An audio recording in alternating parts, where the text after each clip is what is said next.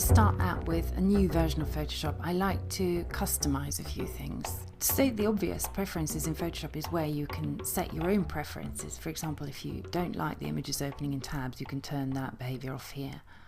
You're probably going to come here quite often, so let me just show you that. You can go, if you're a Windows user, to Edit and Preferences, and on a Mac, Photoshop Preferences. In any case, you can get here easily through pressing Command K or Control K if you're a Windows user.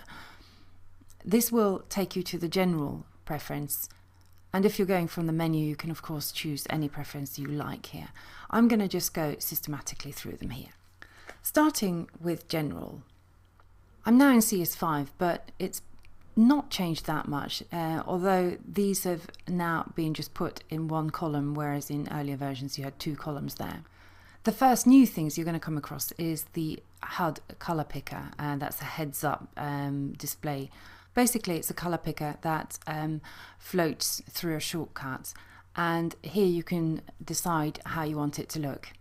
Now I'm going to use the hue wheel medium, and I'm just going to OK this for a moment and open up an image. As you can see here, I'm calling up a color picker on the fly here. I've chosen the medium size color wheel. The big one is really just too big for me, but I do like to see a color picker of some size. It's much easier to see colors in that way. Pressing Command K. Another thing here that is quite important that you often will find that you come back to change here is image interpolation. Bicubic is the default interpolation method, but sometimes when you want to resize something up, you can set that to bicubic smoother if you're resizing up on a regular basis. The thing you should know there is also that this applies to transforms and even cropping. If you're cropping to enlarge, you really need to set this to bicubic smoother. Bicubic is good for smooth gradients, and obviously there's a tutorial on image resizing which you should check out. Other things here that I tend to untick or tick is export clipboard. I tend to untick that because I don't tend to export the clipboard to other applications, and I don't know if you've had this message, the clipboard is too big to export, but it's quite annoying. It's if you've copied something and it sits on the clipboard and you quit Photoshop and you get the message. So I untick that. Now let's move on to the interface. Clicking here on the sidebar, I'm going to change the interface just a little. The standard screen mode is now grey, and the full screen with menus is grey. I want to set my standard screen mode to a custom color, so I just go straight to select custom color. I'm going to go for 252, tab 252, tab 252, and that gives me an almost white color, which I'm going to have as a background for the standard screen mode. So that's now a custom color. This is going to give, and I'm going to just open up an image again. Okay, so if I now pull out this, you see a white background around it. It's an almost white background. It's 3 points from complete white, and this is very helpful in judging your contrast. So I tend to judge my contrast against white. How well do the whites or the brights stand up against white? Well, obviously we have a lot of specular highlights here, so that stands up very well. And then you can toggle through to the full screen mode grey and to the black one, where you can see whether the blacks or the darks stand up to the black here. And this is also good, of course, for assessing a detail in the black. So back to our preferences again, and going to interface there. So therefore I'm going to just keep the full screen on black and the full screen with menus on grey. If you're particularly picky about the actual grey here, you can actually go to custom color there, select a custom color, and type in 128, tab 128, tab 128, and that gives you an absolute medium grey. When it comes to show channels in color, that's something we normally don't keep on, because we like to see them in black and white, particularly for masking purposes. So I wouldn't really change anything there. You can actually use gestures for zooming in and out on your trackpad, but usually I would expect you to work on a tablet. When it comes to panels and documents, here's one that a lot of people don't like. They don't like the opening of the documents as tabs, so we can turn that off for the moment. For the user interface, I tend to like my UE font size medium or large. I'm just going to set it to large here. Let's go now to file handling. I tend to keep the file saving options as they are. Never turn off the file extension. That should always be on. There's always a problem when the file extension isn't on. Other people may not be able to read your files. One thing that I used to turn off in the past was ask before saving layered TIFF files, because the message that you get when you're saving a layered TIFF file is quite annoying, and that it will increase file size. Well, now I'm trying to save all my layered files as PSDs. I find that saves space. So this one becomes more important. I'm actually going to leave this one on as a reminder to myself. I'm going to now put the maximize PSD and PSB file compatibility to never. Now that may seem a very negative thing to do, but it's only if you're working with people who are using a very, very old version of Photoshop that you need to have that file compatibility, and it really increases the size of all your PSD files. So I'm putting that to never. And if you want to be asked on a case-by-case basis, obviously you can always choose the ask option. Let's move on to performance.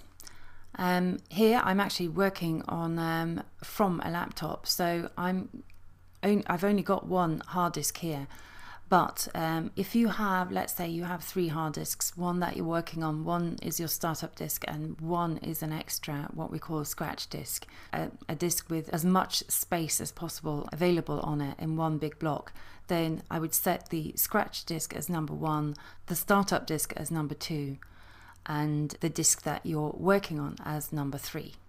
In the past, I used to set the memory usage up to as much as 95%.